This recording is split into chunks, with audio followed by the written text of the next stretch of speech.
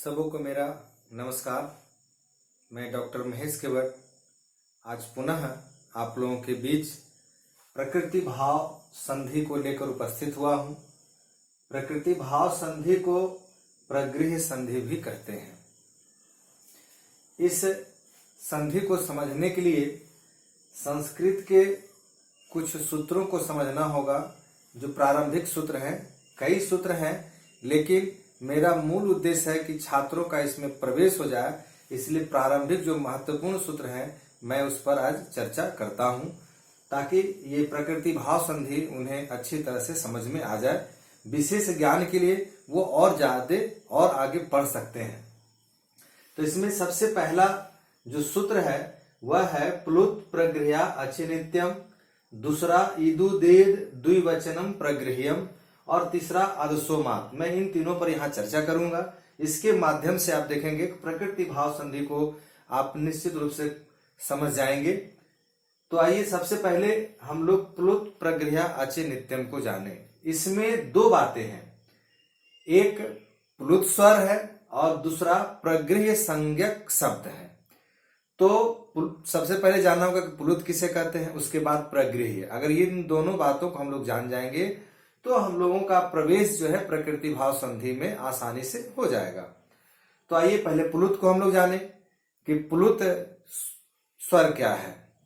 तो जब हम लोग स्वर वर्ण पढ़ते हैं उसके तीन भेद होते हैं, ह्रस्व स्वर, दीर्घ स्वर और प्लुत स्वर। ह्रस्व स्वर में अ आदि होते हैं, उसमें एक मात्रा होती है। दीर्घ स्वर में दो मात्राएं होती है और आ आदि वर्ण होते हैं।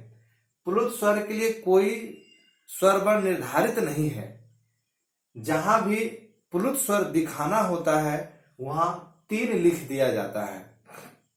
अब ये कैसे पता चलेगा कि कौन सा स्वर प्लुत स्वर है? ह्रस्व स्वर को तो हम लोग पकड़ लेंगे, दीर्घ स्वर को भी जान लेंगे, लेकिन प्लुत स्वर को कैसे जानेंगे? इसे जानने के लिए इसके बारे में जानना होगा कि प्लुत स्वर क्या है। तो जब हम लोग किसी को दूर से बुलाते हैं या चिल्लाकर बुलाते हैं तो वहां अधिक समय लगता है। तो जहां अधिक समय लगता है, जिस वर्ण के उच्चारण में अधिक समय लगता है, या किसी को हम दूर से बुलाते हैं तो वहां प्लुत स्वर होता है। जैसे आप हिंदी में देख सकते हैं कि आपका कोई मित्र है, मान लीजिए कि मोहन नाम का आपका कोई मित्र है और वो दूर में है, तो आप उससे कैसे बुलाएंगे? ए मोहन यहां आओ। तो ये मोहन जो आपने बोला, जोर से बोला, देर तक बोला, वही प्लुत स्वर है। संस्कृत में भी हम प्लुत स्वर देख सकते हैं। जैसे मैं एक उदाहरण लिख रहा हूं, आगच्छ कृष्ण अत्र गौश्चरति। यहां मैंने लिखा आगच्छ कृष्ण अत्र गौश्चरति। कृष्ण कोई मित्र हो, भाई हो, कोई भी हो, आप उसे बुला रहे हैं, वो दूर में है। आगच्छ कृष्ण अत्र गौश्चरति। जो कृष्ण को मैंने जो बोला, जोर से बोला और उसमें अधिक समय लगा, तो यहाँ क्या होगा? ये प्लुत स्वर हो गया। और प्लुत स्वर दिखाने के लिए तीन लिख दिया जाता है। तो अब यहां भी देखेंगे तो प्लुत स्वर ये आप समझ के, अब जहां भी प्लुत स्वर होंगे वहां कोई संधि नहीं होगी। तो आप यहां देख लीजिए कि कृष्ण में अ है, यहां भी अ है, तो अ मिलके आ होता है, दीर्घ संधि हो जाती। लेकिन प्लुत स्वर होने के कारण यहां कोई संधि नहीं होगी, तो वो प्रकृति भाव हुआ। अर्थात कहने का तात्पर्य यहां है कि जहां कोई संधि नहीं होती है, कंडीशन उत्पन्न होते हैं, दिखने में लगता है कि ये संधि फलना संधि हो सकती है, दीर्घ संधि हो सकती है ना, लेकिन वहां कोई संधि नहीं होती है प्लुत वर्ण के कारण। ठीक है। इसके बाद अब आप प्रगृह्य संधि को, प्रगृह्य संज्ञा को आप देख सकते हैं कि प्रगृह्य संज्ञा किसको कहेंगे। तो आइए हम लोग उदाहरण को देखते हैं।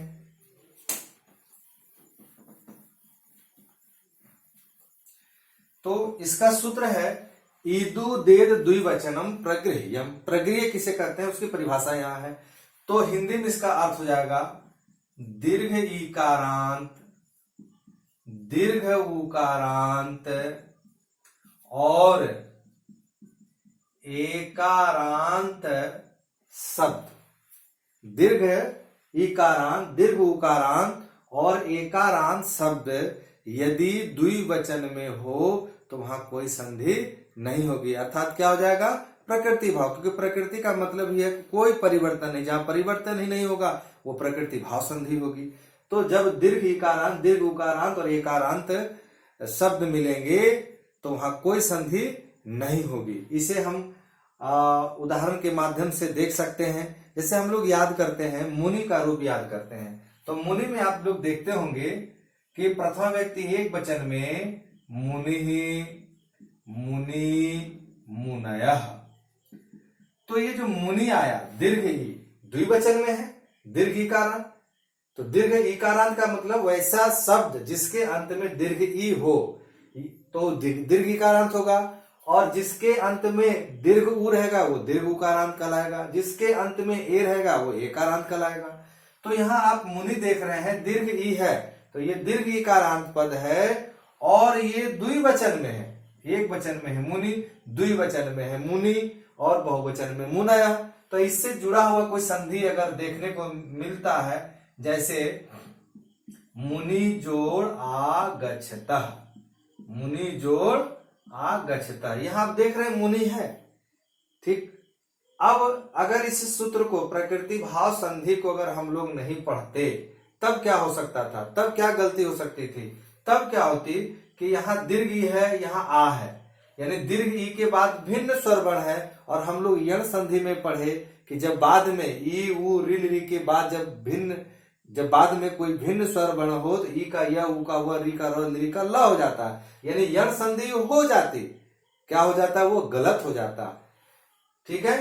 तो यहाँ यण संधि नहीं होगी, यहाँ क्या होगा, प्रकृति भाव संधि होगी। क्यों, मैंने बताया कि यहाँ बताया कि ये प्रगृह्य संज्ञा हो रही है कि दीर्घ इकारांत, दीर्घ उकारांत और दीर्घ ये एकारांत, दीर्घ इकारांत, दीर्घ उकारांत और एकारांत शब्द यदि द्विवचन में होगी तो कोई संधि नहीं। तो यहाँ आप देखें मुनि के रूप में, यहाँ द्विवचन में मुनि है इसलिए यहाँ कोई संधि नहीं होगी और ये प्रकृति भाव ही होगा, तो मुनि आगच्छतः ही रह जाएगा। ये जो प्लस है ये क्या होगा, ये हट जाएगा, मुनि आगच्छतः ही रह जाएगा।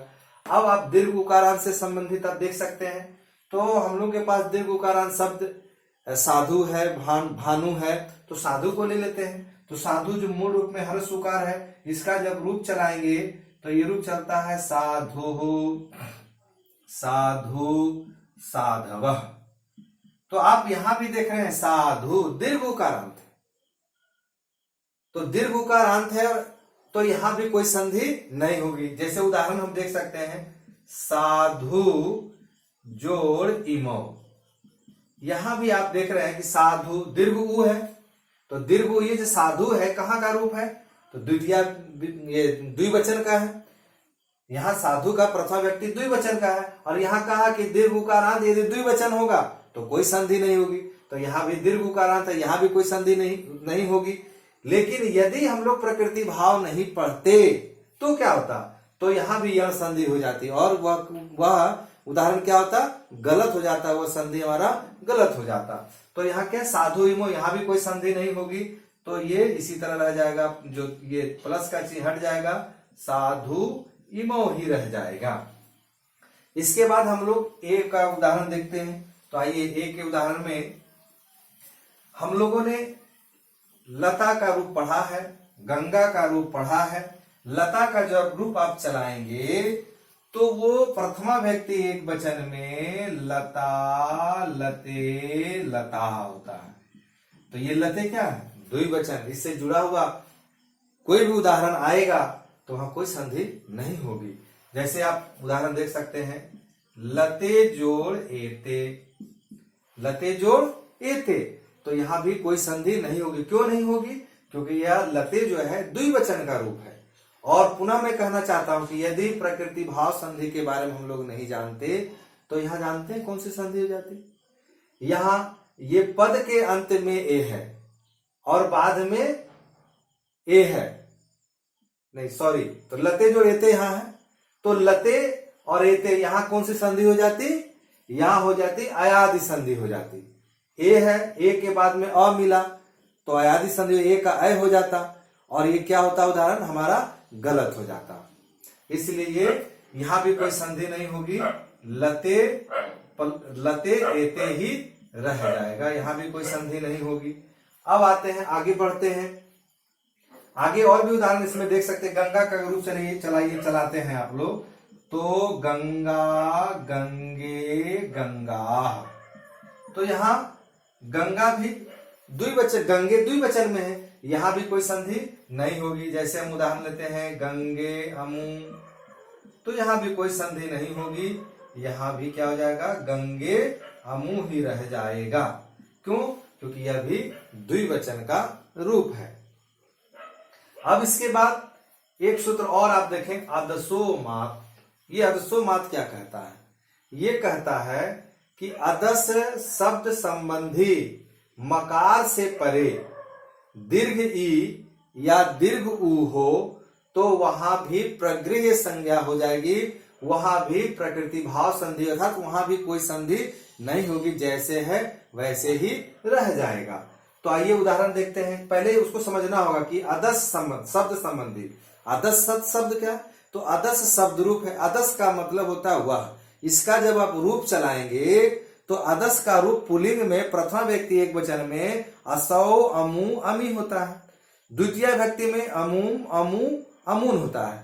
तो आप यहां देख रहे हैं कि प्रथमा और द्वितीय में अमू अमू है, द्विवचन में है, तो इस सूत्र के माध्यम से यहां भी प्रकृति भाव संधि हो जाएगी, कोई संधि नहीं होगी, अर्थात प्रकृति भाव। इसके बाद आप प्रथमा का बहुवचन में देखें अमी, तो अमी भी है, ये क्या है? अदस्य से जुड़ा हुआ है, और अदस्य से जुड़ा हुआ ही नहीं है बल्कि कहा गया कि मकार से परे ही हो। अदस्य के शब्द रूप में वैसे शब्द जो जिसके अंत में म से युक्त हरस दीर्घ ई हो और म से युक्त दीर्घ ऊ हो, तो वैसे शब्द से जो है यहाँ क्या कहते हैं प्रकृति भाव संधि होगी, कोई संधि नहीं होगी। तो आइए उदाहरण से हम लोग देखें। जैसे हम लोग देखें अमी ईसाह, अमी ईसाह, तो ये अमी शब्द जो है ये अदस्य का जब रूप चलाएंगे प्रथमा व्यक्ति बहुवचन में है, तो यहाँ कोई संधि नहीं होगी, तो ये अमी ईसा ही रह जाएगा, अमी ईसाह। इसके बाद आप और भी उदाहरण देख सकते हैं। जैसे अमू आ साते, अमू जोड़ आ साते, यहां आपने देखा अमू क्या है? अमू भी द्विवचन का रूप है और म से अदस संबंधी शब्द है, म में दीर्घ ऊ अंत में है, इसलिए यहां भी कोई संधि नहीं होगी और ये अमू असाते ही रह जाएगा। इसके अलावे अन्य सूत्र भी हैं जो कि बताएंगे कि कहां कहां प्रकृति भाव संधि होगी, कोई संधि वहां नहीं होगी, जब कोई संधि नहीं तो प्रकृति भाव संधि। और जैसे आप सूत्र में देख सकते हैं निपात, एकाच, जनांग, ओत और इसके अलावे अन्य भी सूत्र हैं। मेरा मूल उद्देश्य यहाँ है कि मैं आप लोगों का प्रकृति भाव संधि में प्रवेश कराऊं, बाकी विशेष ज्ञान के लिए आप किताब वगैरह अष्टाध्यायी या लघु सिद्धांत कौमुदी वगैरह देख सकते हैं। चलिए अब ये आज यहीं तक, धन्यवाद।